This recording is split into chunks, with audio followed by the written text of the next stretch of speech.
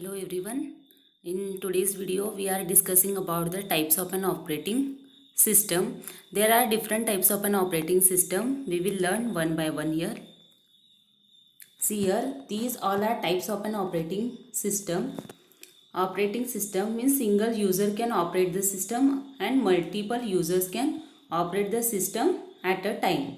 See here, first one is batch processing operating system. We will see here batch processing operating system. Batch processing means what? The batch processing operating system, it's not directly interact with the computer. That is called as a batch processing. See here, the users of a batch operating system do not interact with the computer directly. Each user process his job on an offline device and submit it to the computer operator. And an offline device, it will complete his job, then it submit to the computer operator. So this operating system, it's not directly interact with the computer, means it will process his job. After completion of job, it will submit it to the operator. This is called as a batch processing operating system, means it will process his job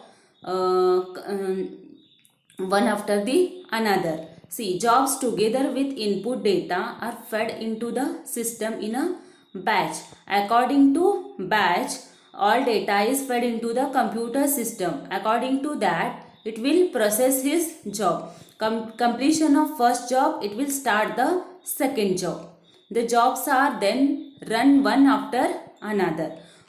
If the first job is completed, the second job will start. Like this, it will run one after the another. No jobs can be started until previous job is completed. Means the second job will not started after until the previous job is completed. See here, this is the diagram of the batch processing operating system. Here is, this is time. First job is started, it will it working, means continuously it's working. After it will complete. After completion of the first job, the second job will start. The second job is continuing, means it's processing. When its processing is finished, means it's complete. After the completing of second job, the third job will start. Like this, after completion of first job, the second job will start. Like this, it will continue. There is number of jobs, it will process one after the another. This is called as a batch processing operating system. It will works according to the batch.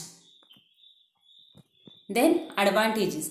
These two advantages of the batch operating system: move much of the work of the operating to the computer, because there is number of jobs, so there is a number of move the much of work to the operating system. Means operating system has a number of work, it will move one after the another. Then increase the performance. Then disadvantages: difficult to debug program. Debug means what is the meaning of debug? Debug means correcting the errors, means finding the errors. It's very difficult to finding the errors of the program, because if the first job is completed, the second job will start. After second job is completed, third job will start. So it is very difficult to debug the program, means finding the errors of the programs. A job could enter an infinite loop, because there are number of jobs. Completion of first job, the second job will start. Like this, it is continuing, it's continuously working. So there are infinite loops, it works in infinite loops. Then third one is zero interaction between user and computer. There is no interaction between the user and the computer, because it's working continuously, so there is no interaction between the user and the computer. These are the disadvantages of an batch operating system.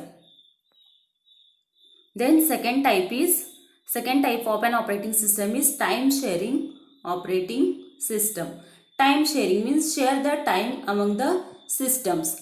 Time sharing is a technique which enables many people located at various terminals to use a particular computer system at the same time. At the same time, number of people can work on the system. Means there is only one CPU is switched to number of terminals. There are different terminals. There are different peoples. They all are using the computers. Only one CPU is attached to the number of systems. That is called as using the time sharing. They can operate time sharing or multitasking. Multitasking means number of work. So multiple task means number of work is a logical extension of a multi-programming, means number of program process at the same time on the system it will run, which is shared among multiple users simultaneously is termed as a time sharing. Means simultaneously all users can work on the same CPU using the time sharing system. So multiple jobs are executed by switching the CPU between them. Means only one CPU is attached to the number of PC. So number of peoples working on the same CPU using the time sharing. Multiple jobs are executed by switching the CPU between them. Only one single CPU is switching to the multiple computers. Means attached to the number of computers. In this, the CPU time is shared by different processes. So it is called as time sharing system. Using time sharing, the number of people work on a same CPU using time sharing. So that is called as a time sharing system. Time slice is defined by the OS for sharing CPU time between processes. When it's processing, it shares the time. Using sharing the time, each computer can work. See here, this is a diagram of the time sharing system.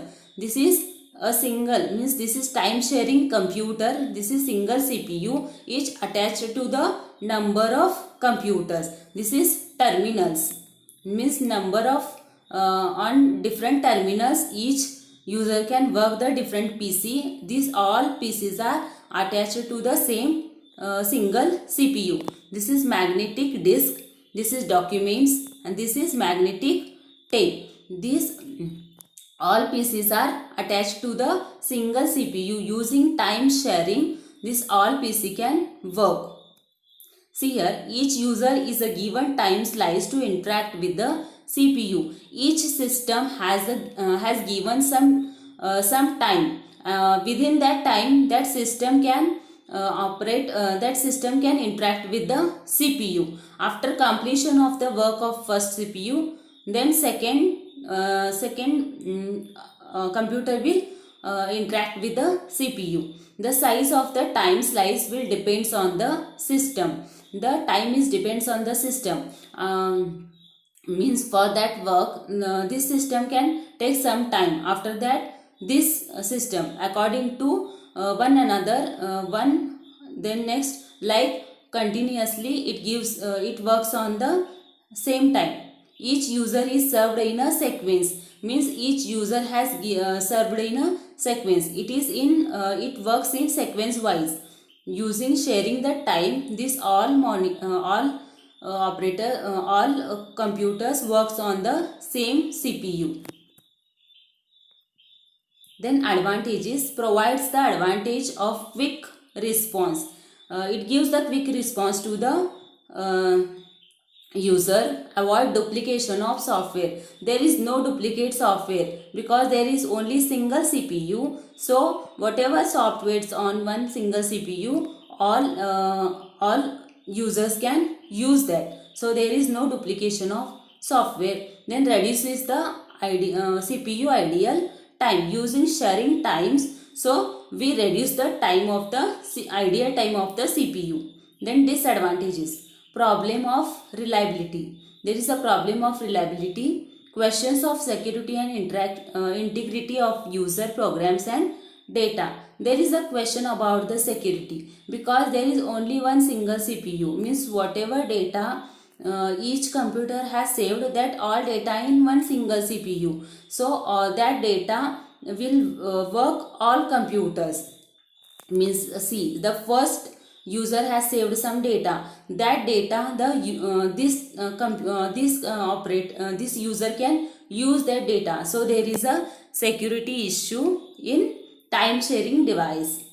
Then problem of data communication, means there is a problem with the data communication. See, this first person has saved some data in CPU, but that communicating only, not only the this person, means that data can use the every system. So there is a problem with the security and data communication. These are the disadvantages of the batch operating system. Then distributed operating system. A distributed operating system is one that looks to its user like an ordinary operating system but runs on a multiple independent CPU. So in time sharing operating system, there is only one single CPU is attached to number of computers, but in distributed operating system, each system has a independent CPU. Distributed system use multiple central processors to serve multiple real-time applications. So we need here, for one system one CPU, for another system another CPU, means one system is attached to only one single CPU. Then multiple users data processing jobs are distributed among the processors accordingly. Advantages: speed up the exchange of data with one another via electronic mail, means whatever data is saved in first CPU, that will not use the second computer operator. So if you want to share that data, we use the electronic mail. Via electronic mail we exchange the data from one computer to another computer. If one site fails in a distributed system, the remaining sites can potentially continue operating. It works on different sites. If one site fails, then it works on the another sites. So it's fast processing. This is one advantages of the distributed operating system. There is a single CPU, single central processing unit. So its works processing speed is fast, better service to the customer using the distributed operating system. Then fourth type of an operating system is network operating system. Network operating system we will discuss in next video.